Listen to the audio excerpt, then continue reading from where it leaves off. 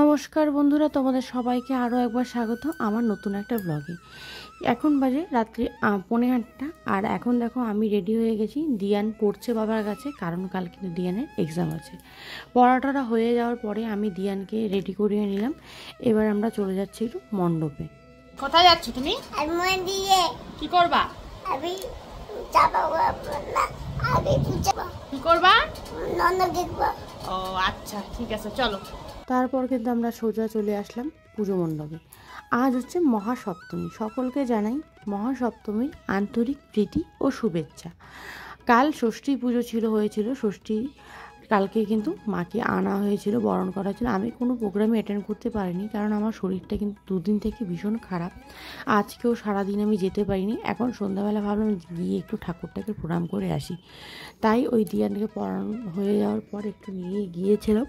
তাও বেশিক্ষণ থাকা হয়নি, 8 ঘন্টা থেকেই আমাকে চলে আসতে হয়েছিল। শরীরটাও বেশি ভালো না, আর দিয়ানের পরের দিন এক্সামও আছে। গিয়ে দেখি অনেকেই বসে আছে, আর দিকে ঠাকুরমশাই সন্ধ্যা আরতির জন্য রেডি করছে সব। আর ওই দেখো আমার শাশুড়ি মা ওখানে। উনি হচ্ছে উনি না, বেশিরভাগ দায়িত্বটা কিন্তু ওনার ঘাড়েই আছে এই পুজোতে। প্রত্যেক বছরই থাকে, তাই দেখি আমি বিয়ের পর থেকে। তো এদিকে দেখো সবাই বসে আছে, এদিকে ব্যান্ড পার্টির লোক বসে আছে। প্রত্যেক বছর এখানে ঢাক আনা হয়, এবার কিন্তু ঢাক আর ব্যান্ড পার্টি দুটোই করা হয়েছে। কখনো দুটোই বাজায়, কখনো শুধু ঢাক বাজায়। তো আমিও গিয়ে বসে পড়লাম চেয়ারের মধ্যে, যে এসেছি যখন সন্ধ্যা আরতির সময়, তাহলে আরতিটা দেখেই যাই। আর দেখো দিয়ানকেও আমি চেয়ারের মধ্যে বসিয়ে দিয়েছি। আর দিয়ান খুব শান্ত লাগছে, কারণ ওই বাড়িতে পড়ছিল, তো পড়ার সময় একটু বাবার কাছে বকা টকা খেয়েছে, তো একটু চুপ হয়ে আছে। তারপরে দেখো সামনে একটা পুচকি বসেছে, সবাই এই পুচকিটাকে নিয়েও গল্প করছে, আর দিয়ানের সাথেও গল্প করছে। আর আমি একটু বসে বসে মায়ের মুখটা তোমাদের সাথে ভালো করে শেয়ার করছি। দেখো বাসন্তী পুজো, এটাও দুর্গা পুজোই। আসলে আমরা যে দুর্গা পুজোটা সেলিব্রেট করি সেটা হচ্ছে রাবণ করেছিল, আর এই দুর্গা পুজোটা বলে রাম করেছিল বসন্তকালে। তো এই দুর্গা পুজোটা আমাদের বাড়ির পাশে সব মহিলারা মিলে এই দুর্গা পুজোটা করে। বেশ 4-5টা দিন খুব আনন্দই হয়। প্রত্যেক বছর অনেকটা সময় ধরেই আমি থাকি এখানটায়। এবছর তো সেভাবে থাকতে পারছি না, শরীরটা বেশ ভালো দিচ্ছে না, 2 দিন পর করে শরীরটা খারাপ করছে। আর এদিকে দিয়ানেরও এক্সাম চলছে, ওকে স্কুলে নিয়ে যেতে হয়, পড়াতে হয়, বাড়িতে টিউশন পড়াতে আসে, সেইভাবে আর সময় দিতে হয়ে ওঠে না। তাও ওই আজকে আসলাম, দেখা যাক যতটা পারবো যাব। শরীর ঠিক থাকলে না সব কিছু হয়ে যাবে, শরীর যদি দেখতে থাকে ভালো হবে। তো ওই দেখো তোমাদের সাথে গল্প করতে করতে সন্ধ্যা আরতি কিন্তু শুরু হয়ে গেছে। এই সন্ধ্যা আরতি কিন্তু দেখতে খুব ভালো লাগে। আজকে তো সপ্তমী, তাই দেখো ভিড়টা একটু কম। কাল থেকে দেখবে সব অষ্টমী আর নবমী কিন্তু প্রচণ্ড ভিড় হয়। এই আরতির সময় প্রচণ্ড ভিড় হয়, জায়গা থাকে না ভেতরে বসার, এরকম ভিড় হয়। আর যেহেতু সপ্তমী, তাই ভিড়টা একটু কম আছে। আর আরতির সময় প্রত্যেকেই দাঁড়িয়ে পড়তে হয়, দাঁড়িয়ে দাঁড়িয়ে হোক আরতি দেখতে। আরতিটা দেখতে কিন্তু খুব ভালো লাগে। এদিকে দেখো ঠাকুরমশাই আরতি করছে, আর প্রত্যেকের হাতেই কিন্তু একটা করে ফোন, প্রত্যেকেই সেই মুহূর্তটাকে ক্যাপচার করে নিচ্ছে। আমিও করছি তোমাদের সাথে শেয়ার করার জন্য। তো দেখো মায়ের আরতি চলছে, সন্ধ্যা আরতি। আর আমার কিন্তু এই আরতিটা দেখতে ভীষণ ভালো লাগে। আসলে দুর্গা পুজো হয় আমাদের বাড়ির সামনেই হয়, একদম কাছে না, একটু দূরে হয়। আর এই পুজোটা একদম আমার বাড়ির গেটের সামনে হয়। তো এই পুজোটাতে আমরা সব কিছুতেই থাকি, সব কিছু অ্যাটেন্ড করি, কিন্তু এবছর হচ্ছে না, বললাম তোমাদের একটু আগে। তো খুব আনন্দ হয়, আর যেহেতু সব মহিলারা মিলেই করে পুজোটা, বেশ আনন্দেই কটা দিন কিন্তু বেশ আনন্দ হয়। ঠাকুরমশাই আরতি করতে করতে কী ব্যাপারে জানি বলছিল, মনে হয় ঘন্টাটা চেঞ্জ করার কথা বলছিল। তো দেখো সবাই আমরা দাঁড়িয়ে দাঁড়িয়ে আরতি দেখছি ঠাকুরমশাই, তোমরা একটু আরতি দেখে নাও।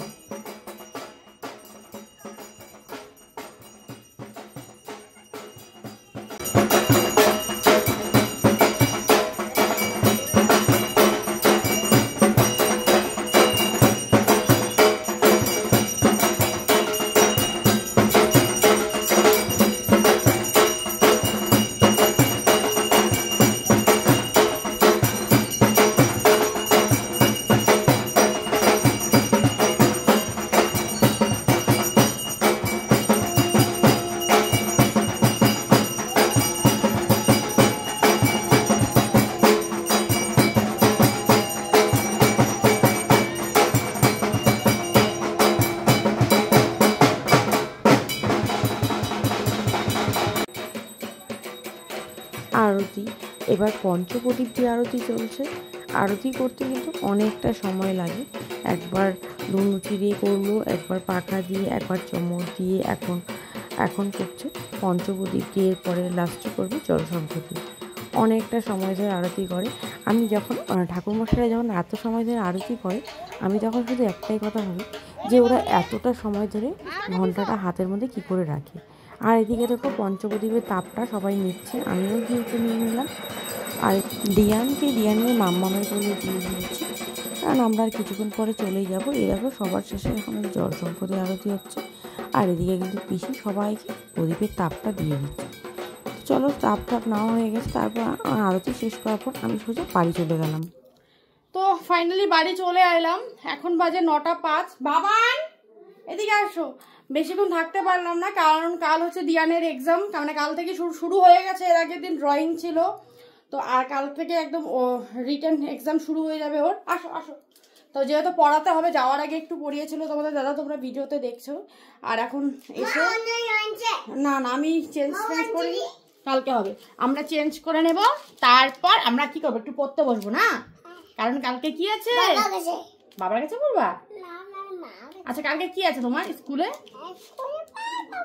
এক্সাম আছে কালকে। কি আছে? এক্সাম আছে। ভালো করে পড়বা। হ্যাঁ, কালকে পরীক্ষাটা হয়ে গেলে না, তারপর বেশ ছুটি আছে, ওই ভোট পর্যন্ত ছুটি, ভোটের পরে। তো পুজোটাও ভোটের আগে শেষ হয়ে যাবে না, কালকের এক্সামটা হয়ে গেলে তারপর থেকে আমি একটু হয়তো ঠিকঠাক যেতে পারবো, কারণ তখন এক্সামের চাপটা থাকবে না। নাহলে একদম আজকে আমি আরও কিছুক্ষণ থাকতে পারতাম যদি ওর এক্সামটা না থাকতো। যেহেতু এক্সাম আছে তাই আমাকে চলে আসতে হলো। এখন যতটুকুই হোক, ও ছোটো, তাও যতটা হয় চেষ্টা করবো পড়ানোর, বাকিটা ওর উপরে।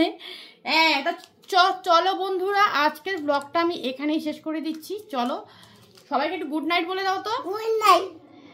Good night, sweet dreams, tata করে দাও। তো চলো বন্ধুরা, আজকের ব্লগটা আমি এখানেই এন্ড করছি। আবার দেখা হবে তোমাদের সাথে নেক্সট ব্লগে, ততক্ষণ সবাই সঙ্গে থেকো। আর প্লিজ যারা আমার চ্যানেলে নতুন, তোমরা ভিডিও অনেকেই দেখছো, তোমরা প্লিজ একটু সাবস্ক্রাইব করে দিও চ্যানেলটাকে, আর অবশ্যই পাশে থেকো। আসলে কি বলো তো, ব্লগ করি বলে অনেকে কিন্তু অনেক কথা বলে, তো যাই হোক, লোকের কথায় কিন্তু পাত্তা দিলে কখনোই চলবে না। যারা এই প্রফেশনে আছো, যারা এই প্রফেশনে কাজ করতে চাও, তারা অবশ্যই লোককে অ্যাভয়েড করতে হবে। লোককে অ্যাভয়েড করলেই তোমরা এগিয়ে যেতে পারো। তো চলো, আর বেশি কথা একদমই বলবো না, এই টপিকে আমি অন্য একদিন তোমাদের সাথে অনেক গল্প করবো। আজকের ভিডিওটা কিন্তু এখানেই শেষ করছি। Tata, good night.